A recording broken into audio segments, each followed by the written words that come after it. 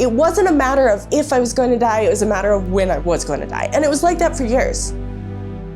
Not a matter of if, it's a matter of when. I have moments of joy, right? Like, I love my plants, but it's really hard for me to stay in that mindset of happy.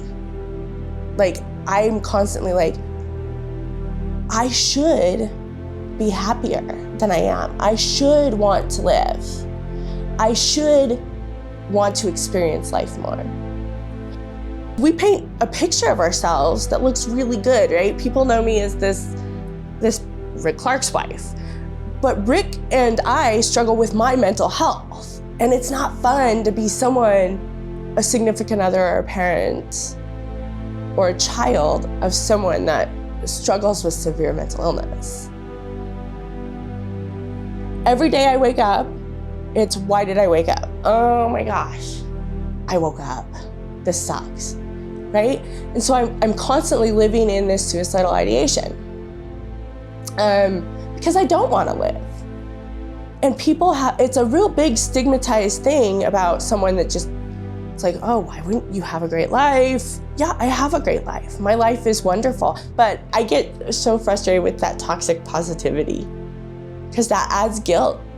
It adds this, you're right, I should be grateful. Why am I not grateful? I have a roof over my head. I have warm water. I have food. I have a kid and a husband that loves me. I should be grateful. I should just live, laugh, love, right? And I know that sounds condescending and sarcastic, but for me, that's what it feels like when someone tells me that. Because if it was that simple for my mind, guess what I'd be doing every day? Live, laugh, love. Every day. I'd be throwing live, laugh, love at everybody. I'd be like a freaking Care Bear to the obnoxious levels. It's not simple, but asking for help, as hard as it is, can make life simple, but you have to put in the work. I've now learned to, okay, it's okay to feel like I don't want to live. How am I going to stay safe while I'm living, while I'm struggling with that concept of not wanting to be here? To understand someone else's darkness requires us to understand the path they've walked. And Virginia's path, going all the way back to her childhood, was anything but easy. My maternal grandmother was schizophrenic. My paternal grandfather schizophrenic. My dad bipolar with psychotic tendencies. My mother had her own mental health struggles. So nurture nature, right? I already had a genetic line of mental illness. So I was already predisposed.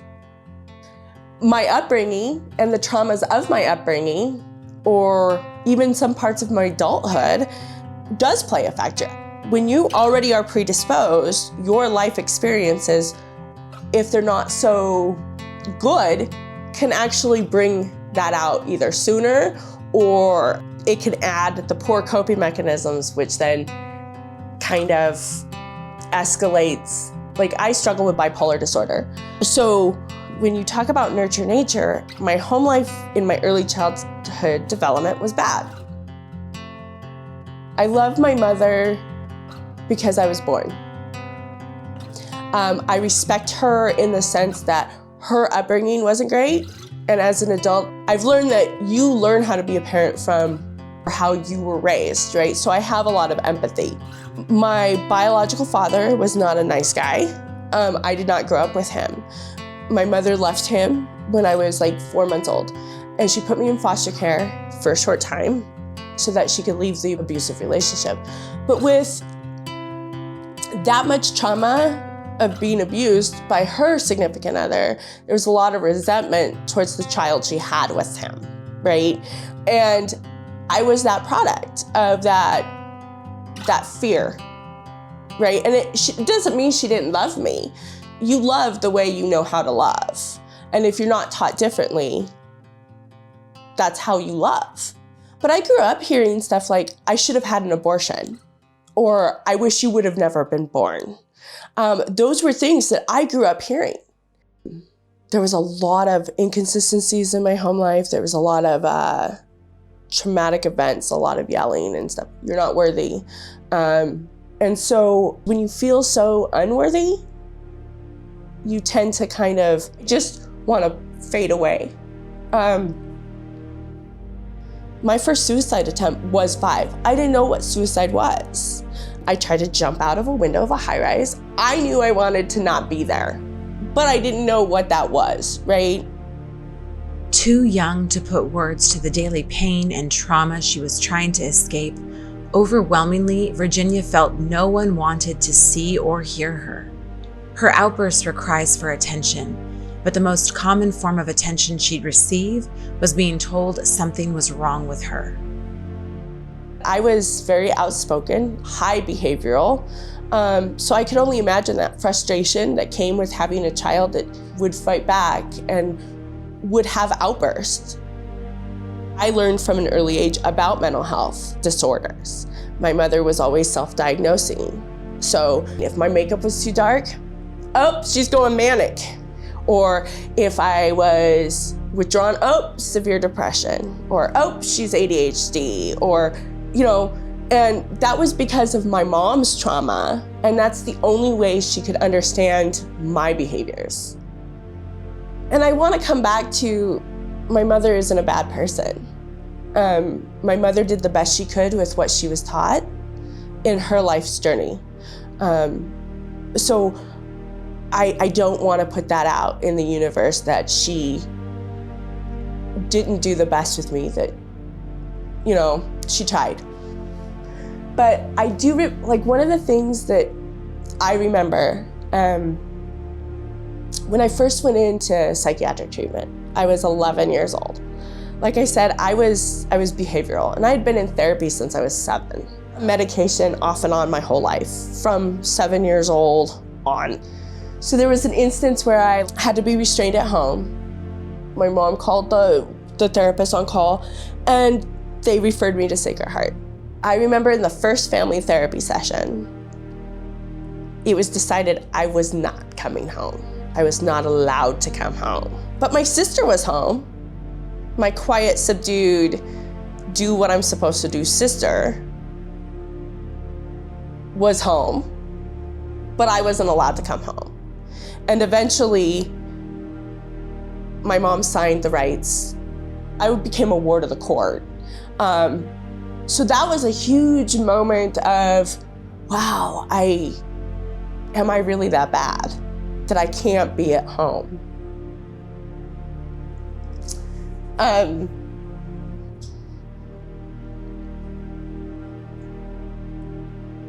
That began a 7.5-year journey through the child welfare system. I tried to be in foster care. I wasn't that kid, right? It didn't work for me. So I was in lockdown treatment facilities from the time I was 11. There was a year stint in foster care, and I aged out at 18. Virginia did get opportunities to have home visits, but they never ended well. Everything in a treatment facility is structured.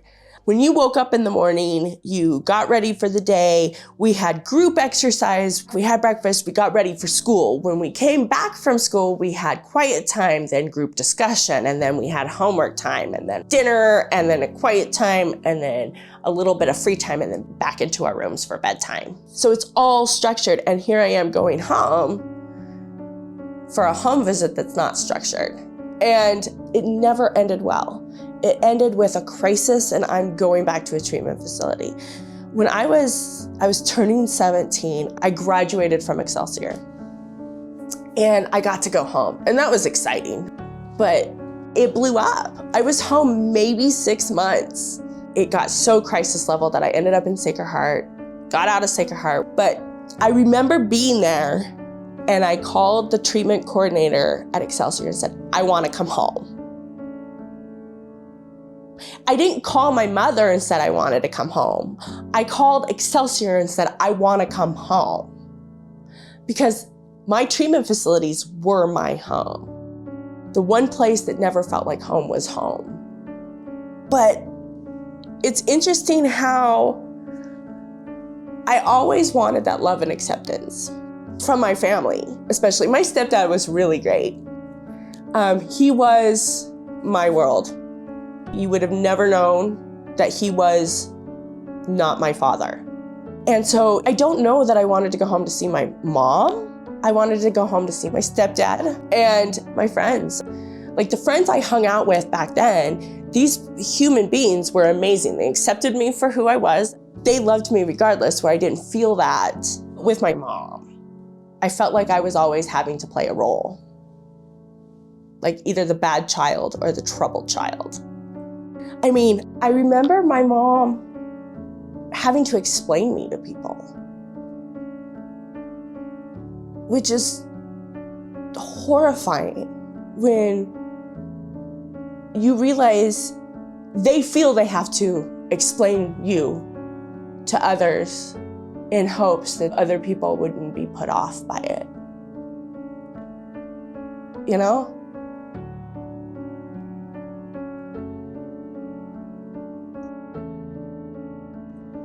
I've heard it said before that children believe and become who you say they are.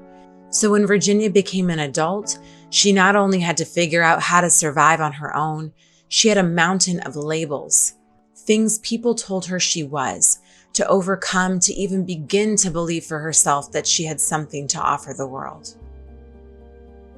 I aged out of the system and became a statistic. I went homeless. I went off all my meds. I was an adult. I could make my own choices. Not great ones, but I could make my own choices, you know? And it was hard because I was sleeping around, drinking a lot, homeless. I was using myself to stay at places, you know, so that was icky. Struggling to survive, Virginia could see she was heading down a destructive path until she found out she was pregnant with her daughter. She saved my life because I got pregnant and I got housing. I cleaned up my whole life, right? So she saved me. But when me and my ex were going through a custody battle for my daughter, he tried to use my mental health against me, which is understandable. I mean, I was struggling. I think I'm great, I'm cured, off my meds. And then crisis hits on my meds. But I'm a good mom. And I did the best I could with what I knew. And he used my mental health against me in the courts. He tried. I got custody, but he got 7.5 years of my inpatient records. So when the custody battle was done and over with, and I got custody of my child, my lawyer gave me a box, 7.5 years of files. So my daughter goes on visitation with her dad and pop open a bottle of wine, play some Norah Jones. You think it's a romantic evening, I'm lighting candles. No, it's me diving into my past. And notes are a powerful thing when you're reading them about you, right? So I learned it was never expected for me to live outside of an institution. I was severely institutionalized. Diagnosis after diagnosis, like they would change. I was oppositional defiant, conduct disorder, bipolar early childhood onset, ADHD, personality disorder, narcissism. If one didn't fit, they'd switch it for another. And I was medicated for such. I was on Thorazine. Every time I threw a tantrum, it was a shot of Thorazine. Mind you, they very rarely use Thorazine nowadays. I would drool on myself for days. When my dad died, I had Thorazine. They gave me Thorazine for the memorial service. When I found out he died, Thorazine. Because I was acting out. Full-on behavior, full-on restraint, meds. Milleril. Hardly ever use Milleril. I was on Milleril, lithium, Depakote. I'm on Lamictal now, which is great. I was on Zoloft, Catapress, Imipramine, Trazodone, you name it, Prozac, everything. There was one other thing in the box. Notes Virginia's mother had written during her own counseling sessions years prior that had been required by CPS. I read how it was hard because I was my biological father's child. So that was, okay, comes back to unloved. And that box was damaging to me. because I ruminated, I just lived in it. I was rereading and it became who I was. Because our mental health diagnosis doesn't define who we are. But at that time, that's what I did. I'm looking through all these files telling me I would never be able to live outside of this and never be able to live unmedicated and outside of a facility. So I'm gonna go unmedicated. I'm gonna try to prove people wrong. The more I tried to prove people wrong, the more crisis I would happen. For years, I keep always going back to that box. This is the paralyzing impact of stigmas. One little box full of words that had the power to make Virginia second guess herself in so many circumstances. Up until a few years ago, actually, I would tell people everything that was wrong with me first. It's exhausting when you're always trying to prove yourself. It's constant with me. I'm always trying to prove myself. I didn't have the self-esteem. I still struggle with it, with my mental health. I don't think I'm good enough, so I stay in the back. I don't feel like I should get any type of recognition. I pull off the whole, look at me, but in the essence, that's just a front for, I hate myself. And when I do come forward, I rub people wrong. I come off very defensive a lot of times. And I see it and I'm working on it, but I live in so much fear and it's exhausting. It's like your body's always waiting for impact. And then I'm always ready to okay, if I don't wake up, I don't wake up. And there's a lot of guilt to that because everybody that loves you around you doesn't understand. And it's hard because your family wants you here.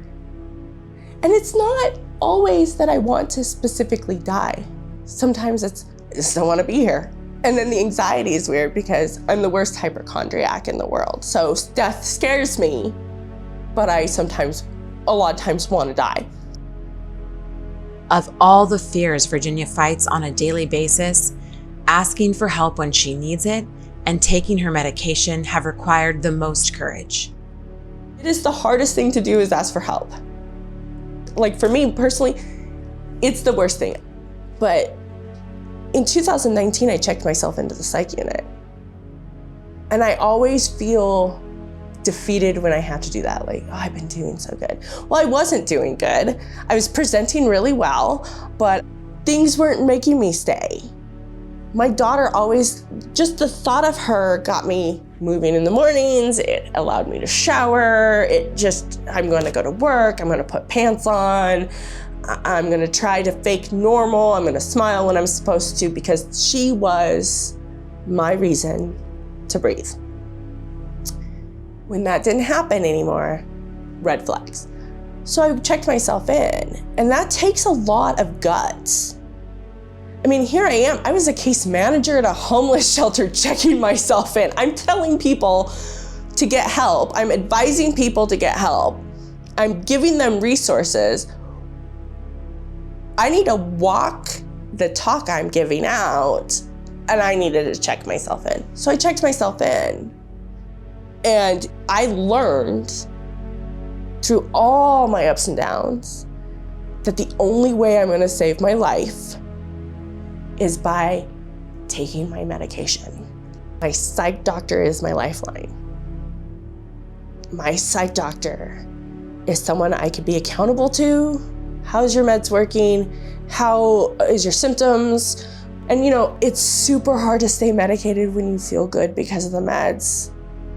But it's super important to stay medicated, and I wish I would have learned this a long time ago because it probably would have saved me a whole bunch. I think it's brave to be on meds and stay on them because they're chemicals you're putting into your body, and they have Lamictal. If you get a full body rash, you need to be seen right away. You could die from that rash. I'm okay, you're talking to someone who's a hypochondriac. I think I have a rash. Zyprexa causes severe weight gain and slows everything down. I had a facial twitch from Giodon so bad that I was actually accused of being on methamphetamine. My boss wanted me to UA right then and there. And I was like, okay. I've never had an addiction issue, which is interesting because a lot of people self-medicate. But it was my meds. The side effects suck, but it doesn't define who you are. It doesn't make you weak. It doesn't make you unlikable. It doesn't make you not good at your job. It doesn't make you a bad parent. I was often worried, like, oh, if I have to go to the psychic unit, I'm a bad parent. You know, those detrimental phrases like I'm crazy, I'm insane, it will be held against me. Things that make the stigma worse. That's all the stuff I thought every time I thought about going in. But taking that step shows how strong a person is, and asking for help if you can't take that step on your own is huge. People think that they're alone. And like I said, I felt like it was a weakness, right? I'm strong. I've been through some hell and back. I'm resilient. I bounce back. Whether I bounce forward sometimes is another story. Sometimes I just bounce back and sit. I'm like, you know what? I'm gonna just sit here for a little bit because I bounce back and it's too much work to bounce forward, so I'm just gonna be. But it is scary to ask. So yeah, you think you're alone in the world, and we're not. We all suffer from our own struggles. We all have sorrows. We all have pain. And oh my gosh, when you hear someone else's story, it 100% helps. Because when you're not alone, you feel connected. And when you're connected, things don't seem so lost. There's hope. It shows you that you can put your life back together when you hear someone's story that has come from and is now put together. Or they're still struggling, but they're able to manage, you know?